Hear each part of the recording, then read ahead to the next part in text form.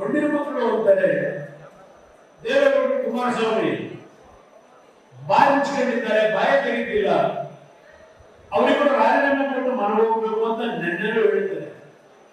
ಅಂದ್ರೆ ಕಾಂಗ್ರೆಸ್ ನಾಯಕರಿಗೆ ಇನ್ನೂ ಸಹ ದೇವೇಗೌಡರು ಕುಮಾರಸ್ವಾಮಿ ಮೇಲೆ ಕನಸನ್ನು ಎಷ್ಟು ಭಯ ಇದೆ ಅಂತ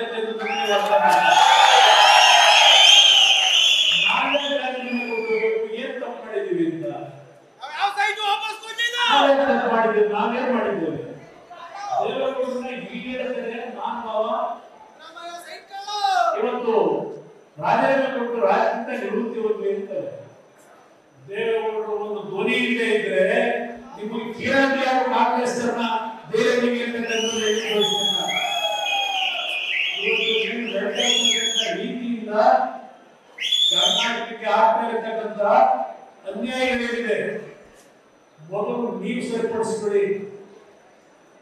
ಇವತ್ತು ಅದೆಲ್ಲೋ ಹಾಸನದಲ್ಲಿ 5ನೇ ತಾರೀಕು ಅದೆಲ್ಲೋ ಸಿದ್ದರಾಮಯ್ಯ ಸ್ವಾಭಿಮಾನಿ ಸಮಾವೇಶ, ಸಿದ್ದರಾಮೋತ್ಸವ. ಯಾಕಪ್ಪ ಸಿದ್ದರಾಮೋತ್ಸವ? ಎಂತೋ ಈಗ ಧ್ವನಿ ಇರ್ತಕ್ಕಂಥ ಪರವಾಗಿ ಈಗ ಅಲ್ಪಸಂಖ್ಯಾತರು, ಹಿಂದುಳಿದವರು, ದಲಿತರ ಪರವಾಗಿ ಪಾಪ ಇವರು ಬಿಟ್ಟರೆ ಬೇರೆ ಯಾರ ನಾಯಕರು ಏನು ಮಾಡಲೇ ಇಲ್ಲ.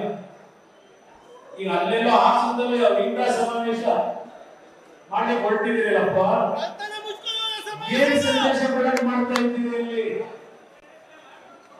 ಒಂದು ವರ್ಷದ ಸರ್ಕಾರ ನಡೆಸ್ತಾ ಇದ್ದೀರಿ, ನಿಮ್ ಯೋಗ್ಯತೆಗೆ ಆ ಸಮಾಜಕ್ಕೆ ಏನು ಕೊಟ್ಟಿದ್ದೀರಿ?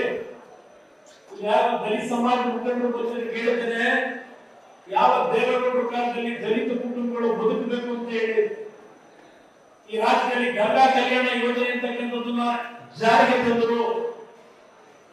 ಸಿದ್ದರಾಮಯ್ಯನವರೇ, ಒಂದೊಂದು ವಿಧಾನಸಭಾ ಕ್ಷೇತ್ರಕ್ಕೆ ಎಷ್ಟು ಗಂಗಾ ಕಲ್ಯಾಣ ಯೋಜನೆ ಕೊಟ್ಟಿದ್ದೀರಪ್ಪ? ಈ ಕಳೆದ 15 ತಿಂಗಳಲ್ಲಿ ಎಷ್ಟು ಜನಕ್ಕೆ ಕೊಟ್ಟಿದ್ದೀರಿ ದಲಿತರಿಗೆ?